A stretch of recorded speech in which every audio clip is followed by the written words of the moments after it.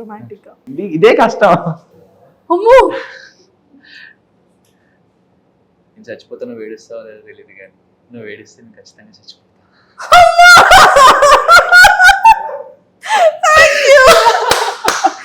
Super. ఖచ్చితంగా ఇది viral. Sudheer గారు మీ డైలాగ్ ఇక్కడ వాడేసాడు పవన్ కళ్యాణ్. అదే నాకు వెంటనే రొమాంటిక్ డైలాగ్ అనగానే ఇదే డైలాగ్ గుర్తొచ్చింది, సుధీర్ అంటే. నేను అసలు ఎక్స్పెక్ట్ చేయలేదు. ఒక్కసారి నాకు చెమటలు వచ్చేసి. మీకే కదా చెప్పమన్నారు.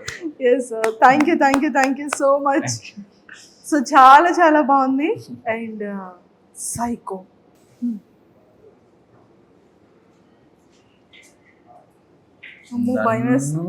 నేను వెళ్ళనంటావా?